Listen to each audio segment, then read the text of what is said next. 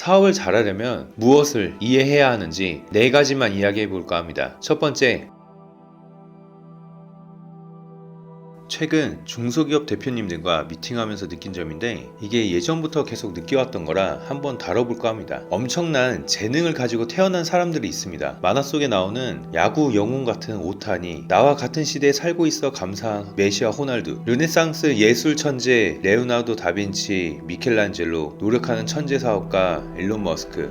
따라할래도 따라할 수도 없고 대단하게만 느껴집니다. 사업도 마찬가지인데 빌 게이츠나 스티브 잡스, 백종원, 마원 같은 글로벌 대기업을 운영하는 대표님들은 뭔가 다를 거예요. 우리가 따라할래도 따라할 수 없는, 그래도 우린 글로벌 대기업을 만들 생각은 없단 말이에요. 잘 먹고 잘 살 생각으로 사업을 하거든요. 그런데 우리 대표님들이 본인이 가지고 있는 기술로 사업은 시작했는데 경영은 할 줄 모릅니다. 아니, 아예 전무하다는 겁니다. 경영학을 배우고 경영학과를 졸업하자는 게 아니에요. 자신이 가진 기술력에 사업화를 해야만 한다는 겁니다. 이 기술을 상용화하려면 자금 조달이 필수입니다. 안 그러면 이 기술은 휴지 조각이 됩니다. 아무리 기술이 좋고 아이디어가 좋고 아이템이 좋으면 뭐예요? 자금이 조달되지 않아서 기존 기업들의 물량 공세에 포기하거나 팔아버리는 안타까운 경우가 많습니다. 매출이 적고 단지 기술력 하나만 가지고 신생 창업자들에게 자금 조달은 쉽지 않습니다. 본인이 가지고 있는 자본이 많거나 제대로 된 투자기관, 투자자를 만나지 않는 이상 해결하기 어렵습니다. 저는 적어도 회사의 대표라면 필요시에 회사의 자본을 대줄 수 있는, 회사가 굴러갈 수 있게 일거리를 가져올 수 있는 역량을 갖춘 사람이 대표이어야 한다고 생각합니다.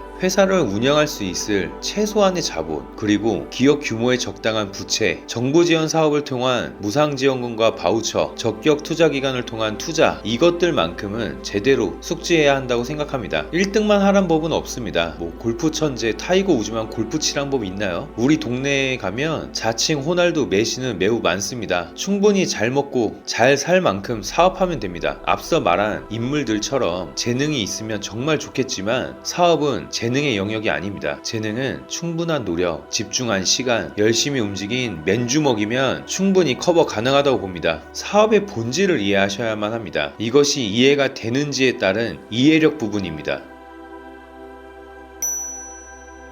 사업을 잘하려면 무엇을 이해해야 하는지 4가지만 이야기해 볼까 합니다. 첫 번째, 완벽한 건 없다. 실행하면서 완벽에 가까워지자입니다. 완벽한 서비스, 완벽한 제품은 없습니다. 앞으로도 영원히 없습니다. 그러니까 완벽하게 준비할 필요가 없습니다. 내가 바라보는 완벽함과 직원들이 바라보는 완벽함, 고객들이 바라보는 완벽은 너무나 다르고요. 시장은 계속해서 변화하고 있고 기술은 무척 빠르게 발전하고 있습니다. 이렇게나 변화하는 요소를 꾸리고 완벽을 추구한다는 건 말도 안 됩니다. 우리가 할 수 있는 선에서 최대한 빠르게 고객이 원하는 기능, 고객이 원하는 가치를 내놓으세요. 내놓고 나서 고객의 반응은 어떠한지, 시장은 어떤 상황인지 수정 보완하시고, 반응이 좋다면 개선해 나가시고, 반응이 안 좋다, 개혁을 통해 변화를 주어야만 합니다. 반응을 살펴보셔야 합니다. 그 반응에 움직이고 대응해 가면서 우리 제품을 좀 더 고객이 원하는 제품으로, 서비스로 개선합시다. 제가 좀 전에 우리가 할 수 있는 선에서 최대한 빠르게 고객이 원하는 기능, 가치를 내놓자고 이야기했죠. 두 번째는 거래처는 빠른 거래처로 선정하자입니다. 좀 더 가격이 나가도 빠른 거래처를 쓰세요. 느린 거래처 쓰면 모든 게 다 느려집니다. 빠른 거래처를 쓰면 모든 게 다 빨라집니다. 문제는 느려져서 기회를 놓친다는 겁니다. 신속하게 제품이나 서비스를 내놓는 것이 시장 선점을 통해 더 큰 이익을 가져다 줍니다. 불필요하게 비용 절감에만 집중하는 시간 대신에 제품 개발 시간을 단축하고 빠른 서비스를 제공하는 것이 시간 효율 전략에 신경 쓰셔야 합니다. 물론 우리 기업 규모 대비해서 저울질은 해봐야겠죠? 자, 세 번째, 모두를 위한 제품, 서비스는 없다. 모든 사람을 만족시키는 제품이나 서비스는 없습니다. 모두를 만족시키기 위한 착한 기업이 될 필요는 없습니다. 모든 사람들의 요구사항을 만족시키려다 보면 정작 진짜 우리 제품, 서비스의 가치를 느낄 만한 고객들에게 집중하지 못합니다. 따라서 차별성과 경쟁력은 당연히 사라지게 되겠죠? 누구에게나 그냥 그런 개성 없는, 특색 없는, 평범한, 보편적인, 있어도 그만, 없어도 그만 이런 제품, 서비스가 되고 싶은 건 아니실 겁니다. 마지막으로 비싼 게 더 잘 팔린다입니다.